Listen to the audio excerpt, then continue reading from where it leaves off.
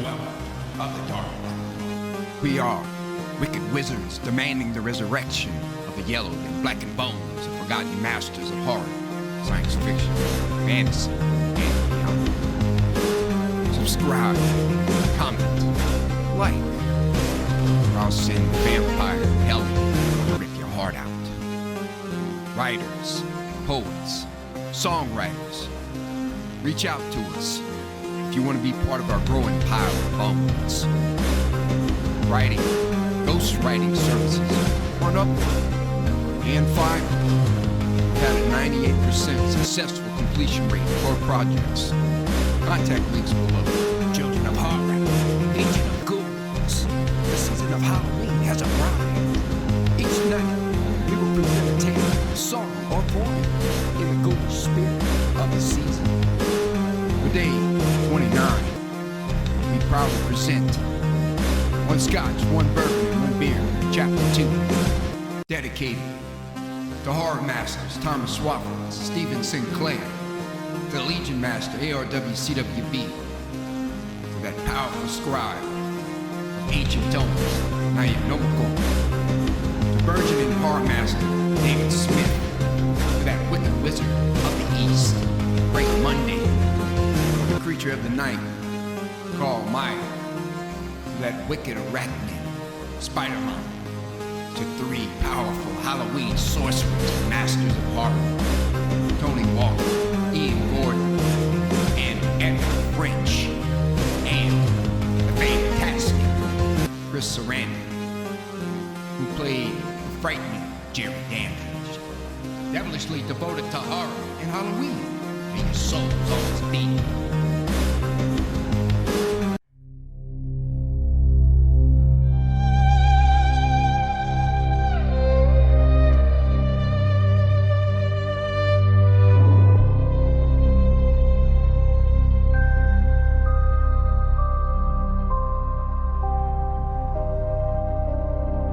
Haunted these ageless walls rattle and creak. Haunted these bones long to sing and speak. As moonlight bathes the silver dew, rhythm and rhyme swirling for all eternity. Abyss of time fervently.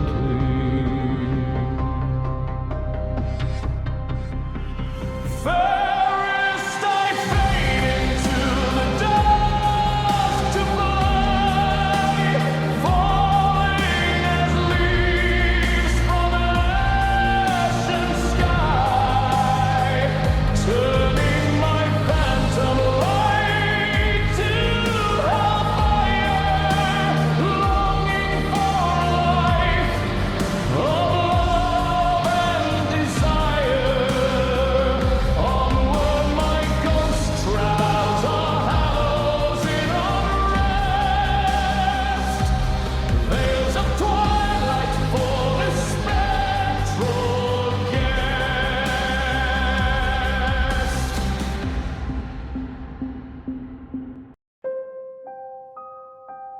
One Scotch, One Bourbon, One Beer, Chapter 2. Karen! Was what he screamed. Except to call that screeching, maniacal wail a scream wasn't quite right. Why? Did he point out to the east? Terry's brow furrowed and his jaw tightened. I grimaced and murmured as if I was in a Catholic church giving Father Anthony an earful at confession. I believe he did, Terry. I'm not going to lie to you. All that I was witnessing, the stranger with his crazed eyes, the nutcase pointing out to Judas Mill, and hell, his corpse-like look, well, it scared the muskrat out of me. But Terry eased my concern with a jovial laugh and ushered me to sit the wayward fancy pants man up in an adjacent chair. Now breathe in slow, friend. Switchel packs a bit of a kick with all the cayenne. Cajoling and clapping the man on his back like a newborn, Terry struck the man smartly between his shoulder blades to prevent the inevitable hiccups that came with drinking his elixir. The guy tried to talk, but failed. He tried a second time to begin, but that too failed. Heaving, hiccuping, and beginning what I could best describe as a shudder, the crazed stranger tried a third time. Terry, to help him stop the fits, put a little extra oomph and hit him on the back a final time to ease the hiccuping fool. I'm going to puke, the man squeaked out with a breath that smelled of rotten fish and death. Oh, no, you don't. Terry, realizing the stranger would upchuck the switchel, gripped the man's broad jaw and clamped it shut before he did. Why, if he spews, you be ready to pour another round of switchel down his gullet. He was keeping the stranger's jaw locked tightly as his cordwood forms bulged like iron. Terry's calloused hands, vice-like rigger's hands, stayed firm. Growling a firm command, Terry barked, "Keep the switchel down, son. I know it's like pure fire in your gut, but it's the bee's knees for what ails you right now." Shaking and fighting at first, the man finally relented and swallowed the powerful brew.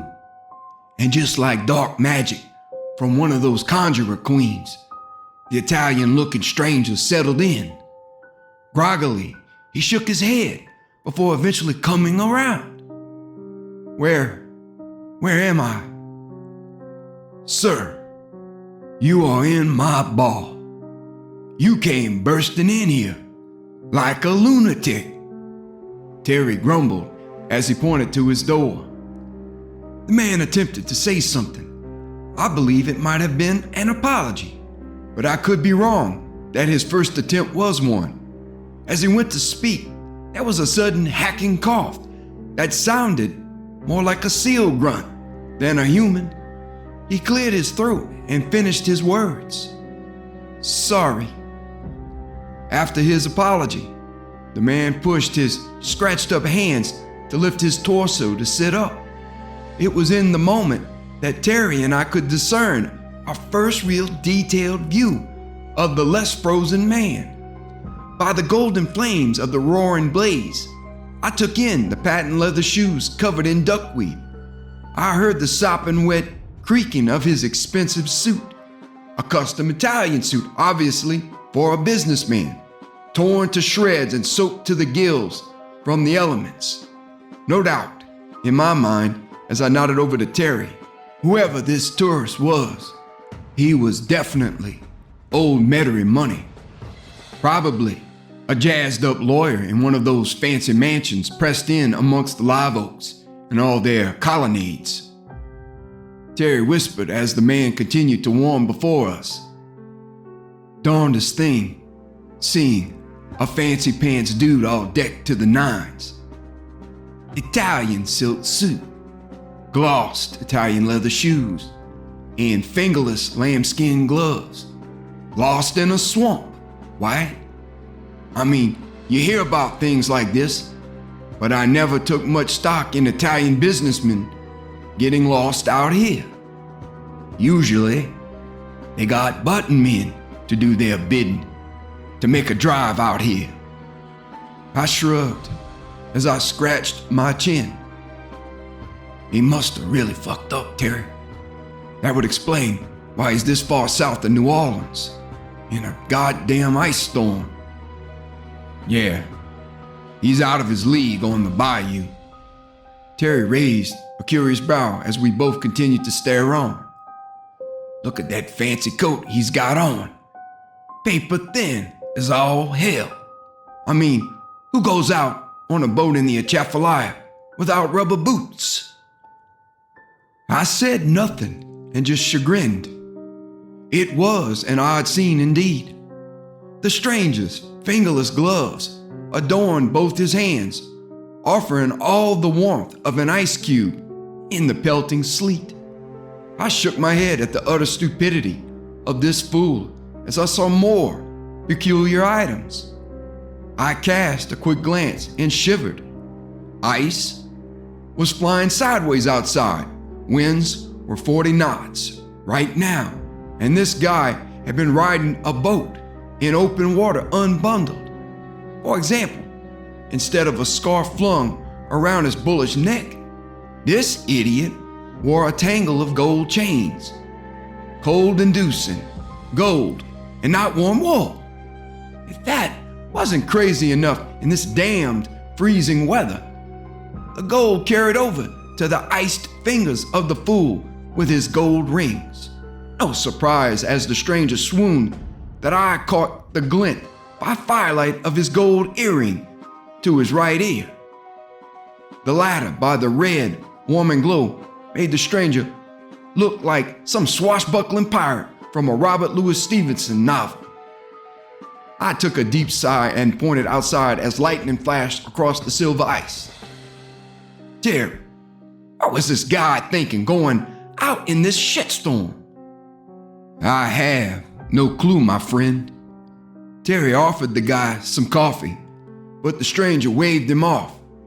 Terry turned back, raised a comical brow, and mouthed, "Clueless, I guess.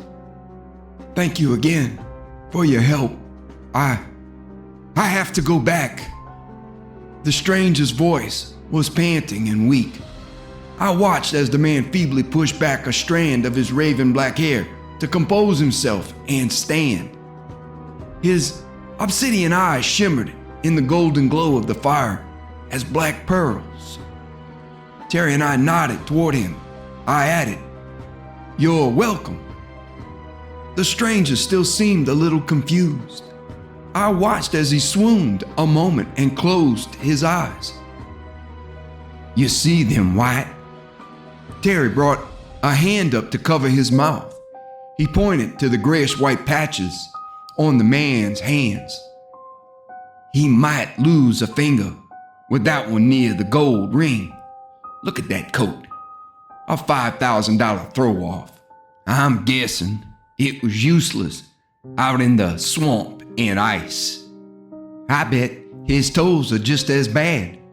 Those Italian shoes look more like mid-boots over his ankles." I narrowed my stare and looked at both the man's feet. With a voice just above a whisper, "I'm right here, guys. I know I screwed the pooch." The stranger shook his hands over the fire as he explained. He went to stand steadying himself for a closer position by the fire. "That's an understatement, partner." Terry crossed his arms and leaned on a nearby wall. "I'm usually not an idiot." The guy turned from the fire and took off one of his rings. He placed the ruby ring into his pocket with a wince of pain. "My boss made me an offer that I couldn't refuse. I was sent out to tie up a contract. I'm the fixer on these massive screw-ups." I watched as the raven-haired stranger's eyes went crossed. "Grab him, White, before he falls into the flames." I darted and grabbed the guy. It was a fiery close call. In the same instance, Terry grabbed his chair so the man could reach for it and sit. Before he made it to the chair, the man had a sudden pause and looked to be recalling something. His eyes went wide and panicked. Once more, fidgeting, trying to stand out of the chair, he seemed to be recalling something he had forgotten. What was it that got him into the jitters again? Terry and I wouldn't have to wait long for the answer. "Karen!" The blood-curdling screech had returned. "Girls!" Had this dummy gone out in an ice storm with his family? Who goes out on my business to fix a problem with their wife and kids? They're out there? I rubbed my aching temples. My own hands were starting to tremble. My stomach was beginning to twist in knots. I was not liking one bit where this conversation was headed. I gulped as the man said, "Yes, out on our boat, in the storm." The stranger took a gasping, exasperated sigh and lowered his head shamefully. I took my own flabbergasted deep breath and wanted to scream at the fool. I looked out as the ice storm raged with even more hellish fury. I kept my cool and didn't crack him a good one. "You call your boss and we'll call the Coast Guard, though I doubt they'll risk anything, boat, helicopter, jet ski, in that ice-pounding outside." Terry lowered and shook his head in utter disbelief. "Mister, you walked in from the southeast. I figured you trekked past the McDermott dock. What in the blazes, man, made you bring your family out in this weather to go there? And don't tell me again it was to fix a problem." "But it's the truth, I swear. You don't know how rough Joe Jack..." He paused without saying any more. To break the ice, literally, Terry shoved the cayenne-infused switchel back into the stranger's face. "Drink another round. Then I want you to tell me and Wyatt everything." Bellowing as a bell tower, the man roared, "There's no time! There's no time! Every minute I'm here, they are out there!" Terry scowled a warning. "I ain't going out there half-cocked, mister. Neither is Wyatt. And that goes triple for your popsicle ass. You won't make it 5 minutes in your current condition. You certainly won't make it by foot alone." Okay. The city fellow took another sip, groaned but didn't retch this time as he sipped. The latter was a good thing. I might have tossed my own cookies and ruined my buzz if he had thrown up. He took another swig and started again explaining all. The stranger wiped his pale, sweaty brow. He breathed in deeply, glancing out to the east. Again, I felt icicles of dread down in my bowels as he admonished. It was supposed to be a 5-minute trip. I'd get the signature from the guy that had been stonewalling my boss, Joe Giacomini. Then we'd head west to my brother's camp to warm up, fish, and finally relax. When he said the name of his mobster boss, all was revealed. This poor guy truly had told the truth. He was correct in his assertion that he had indeed been made an offer, go or get chainsawed in half, that he couldn't refuse. But while part of me could empathize with his plight, the other wanted to cut him in half myself. What asshole risked his family out in the Atchafalaya backwater basin in a godforsaken ice storm? Oh, some moron in a $1,000 suit who thinks New Orleans city rules apply in the hostile wilderness of a swamp. In my opinion, he was an absolute retard. But there were things, dangerous things, that were worse than the Louisiana swamp in winter. This fool of a man, with hair the color of purest midnight and manic eyes of obsidian, had told me and Terry the worst.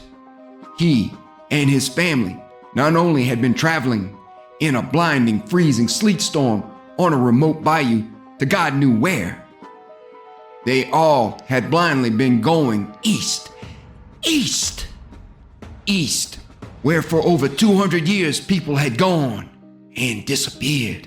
East, where missing persons, the same missing people, the same reported images that sat hanging on Terry's bulletin board. People that to this day had yet to ever be found. Why, in hell's creation, did the moron have to say the East? Yes, he had been in the East when he left his beloved Karen. It was underneath the believed safety of a crumbling sawmill roof that he left his wife and daughters. He had parked the boat and tied off on the sawmill's rotted dock. The old mill, Judas Mill. A crumbling sign had said, "In the goddamn east." Judas Mill. I winced, as if I had been stabbed in the heart hearing the name.